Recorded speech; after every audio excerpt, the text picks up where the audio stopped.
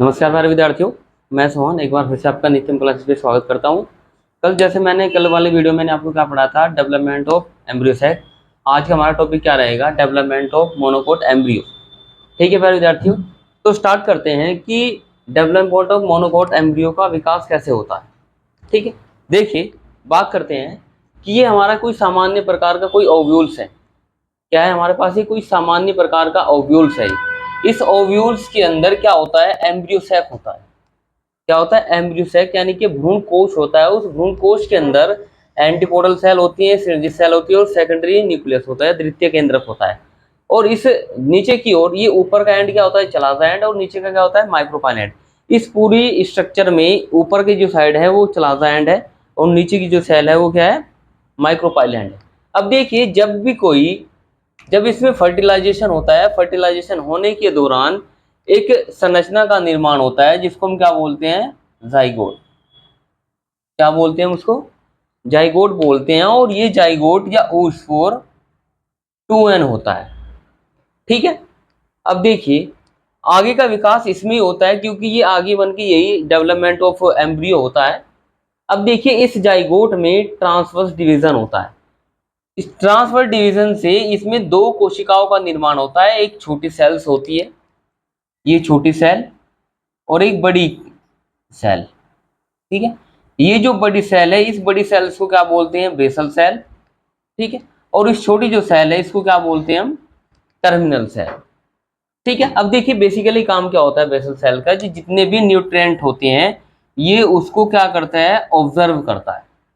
अब ये धीरे धीरे क्या हो जाती है, समाप्त हो जाती है और ज्यादा इसका कोई रोल होता नहीं है। आगे रोल किसका होता है, टर्मिनल सेल का। अब आप देखिए इस टर्मिनल सेल में क्या होता है, ट्रांसफर डिवीजन होता है। अगेन ट्रांसफर डिवीजन से इसमें दो सेल्स का निर्माण होता है। ऊपर की जो सेल्स होती है इसको हम टर्मिनल सेल बोलते हैं।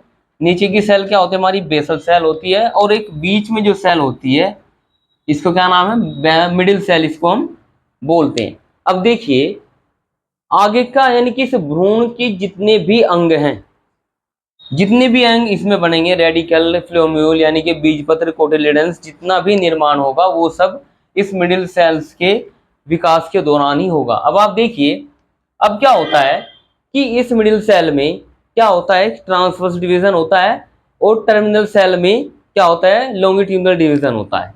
देखिए यहाँ पे आप दिख रहे हैं, यानी कि यहाँ पे एलडी और यहाँ पर टीडी। टीडी का क्या मतलब है, ट्रांसवर्स डिवीजन, और एलडी का लॉन्गिट्यूडिनल डिवीजन। अब देखिए यहाँ पे ये स्ट्रक्चर बन गई है, नीचे की बेसल सेल्स और बीच क्या मिडिल सेल और ऊपर की क्या होती है, ये टर्मिनल सेल होती है। अब देखिए अब इस टर्मिनल सेल्स में लगातार विभाजन होता रहता है और उसी प्रकार इस मिडिल सेल्स में भी डिवाइडेशन चलता रहता है। इस टर्मिनल सेल में विभाजन के दौरान ये जो ऊपर की जो हमारी संरचना है ये मल्टी सेल्यूलर हो जाती है और इस ऊपर की लेयर को हम क्या बोलते हैं, डर्मेटोजन लेयर। क्या बोलते हैं हम इसको, डर्मेटोजन। और इसी प्रकार मिडिल लेयर में भी ये विकास चलता रहता है। अब आप यहाँ आपको दिख रहा होगा कि भाई पहले यहाँ पर क्या हुआ, एलटी फिर टीडी। अब इसी प्रकार क्या होता है, इस मिडिल लेयर में क्या होता है, लॉन्गिट्यूडिनल डिवीजन होता है। और लॉन्गिट्यूडिनल डिवीजन होने के बाद ये संरचना ग्रहण कर लेती है। और नीचे की क्या होती है, ये बेसल सेल है, मैंने आपको बताया है इसके बारे में। क्या होती है, बेसल सेल। अब देखिए ये इस वाले हिस्से से, ये जो वाला हिस्सा होता है मिडिल सेल का, इससे किसका निर्माण होता है, सस्पेंसर सेल का। किसका निर्माण होता है, सस्पेंसर सेल का। इसके इस वाले पार्ट से किसका निर्माण होता है, रेडिकल का। और इसके इस वाले पार्ट से किसका निर्माण होता है भाई, प्लूम्यूल का। प्लूम्यूल यानी कि परांकुर और रेडिकल मतलब मूलांकुर।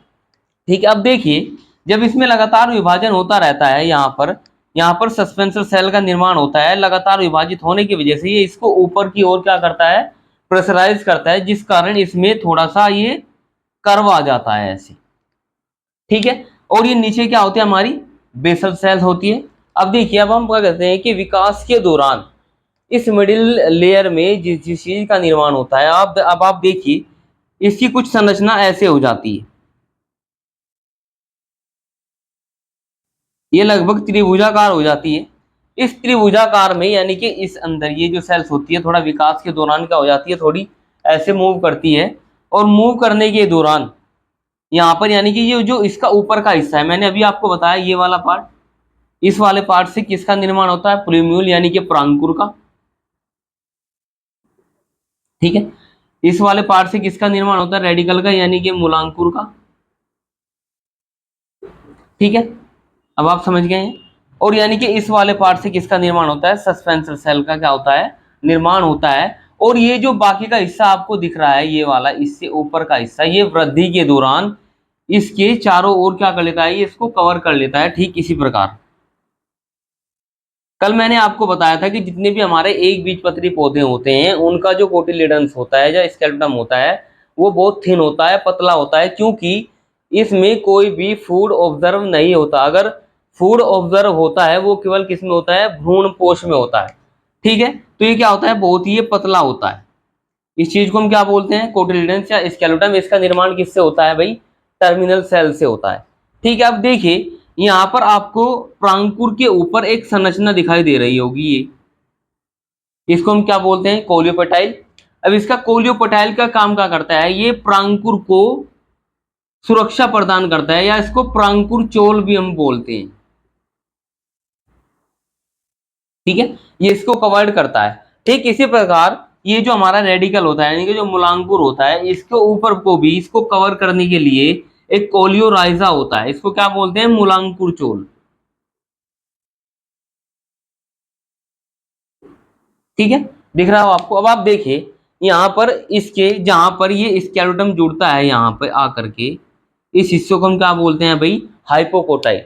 क्या बोलते हैं हम इसको, हाइपोकोटाइल। और इसके ऊपर वाले हिस्से को क्या बोलते हैं हम, इपिकोटाइल। ठीक है, अब हम बात करें कि जो हमारा एक बीजपत्री जो भ्रूण है, पूरी विकास के दौरान या वृद्धि के दौरान इसकी संरचना कैसे बनती है, ये आगे क्या होगा, डेवलप के दौरान ये कुछ ऐसी संरचना अपनी बना लेता है।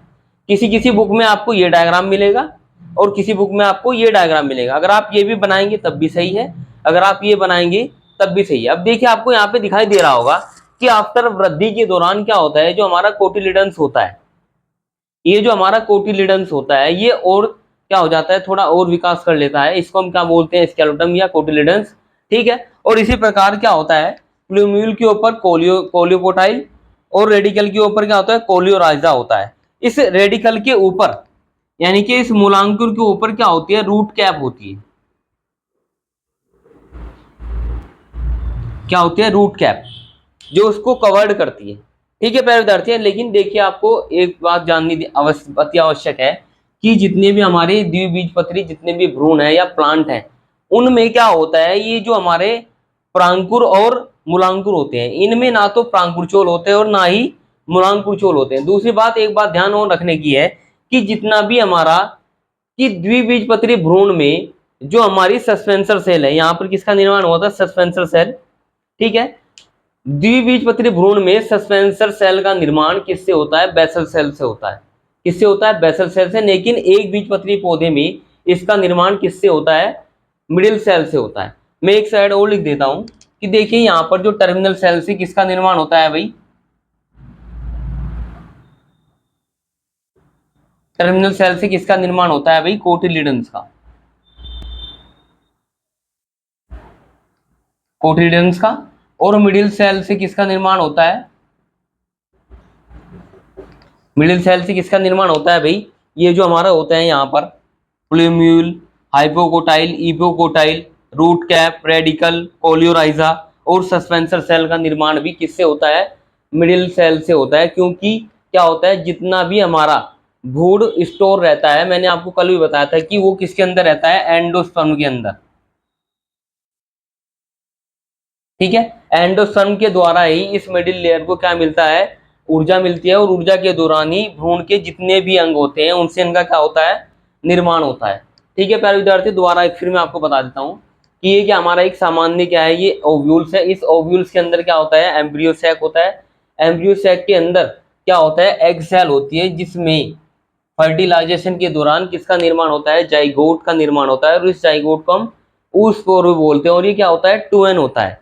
ठीक है, और इसमें क्या होता है भाई, ट्रांसफर डिवीजन होता है। ट्रांसफर डिवीजन के दौरान ये एक कोशिका से दो कोशिकीय हो जाता है। ऊपर की जो छोटी कोशिका है वो टर्मिनल सेल कहलाती है, नीचे की जो सेल्स है वो बेसल सेल कहलाती है। अब इसी टर्मिनल सेल्स में दोबारा ट्रांसफर डिवीजन होता है, जिससे टर्मिनल सेल और मिडिल लेयर का क्या होता है, निर्माण होता है। आगे क्या होता है कि इस मिडिल लेयर में तो ट्रांसफर डिवीजन होगा, लेकिन टर्मिनल सेल में लॉन्गिट्यूडनल डिवीजन होगा।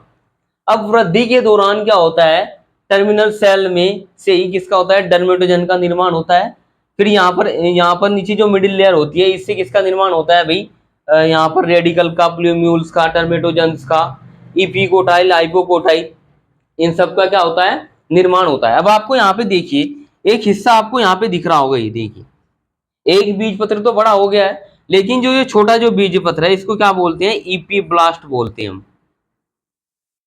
क्या बोलते हैं, इपीब्लास्ट। लेकिन द्विबीजपत्री पौधे भ्रूण में क्या होता है, ये भी आफ्टर डेवलपमेंट के दौरान ये भी क्या हो जाता है, दो कोटिलिडन्स का हो जाता है, क्योंकि वो द्विबीजपत्री होता है। ठीक है प्यारे विद्यार्थियों, तो उम्मीद करता हूँ आज का सेशन आपको पसंद आया होगा, या आपने एंजॉय किया होगा। पेपर में आता है, इसमें से यहाँ पर नीट में यहाँ से एक एग्जाम हमारा क्वेश्चन आया था नीट में। यहाँ पर अभी जो नीट का पेपर हुआ है, यहाँ से एग्जाम ये क्वेश्चन आया था कि इसके इस वाले हिस्से को हम क्या बोलते हैं, इस वाले हिस्से को क्या बोलते हैं भाई, प्लूमेरिया प्रांकुर। और प्रांकुर के ऊपर क्या होता है, ये प्रांकुर कोलियोपोटाइल होता है, इसको क्या बोलते हैं हम, प्रांकुर चोल बोलते हैं।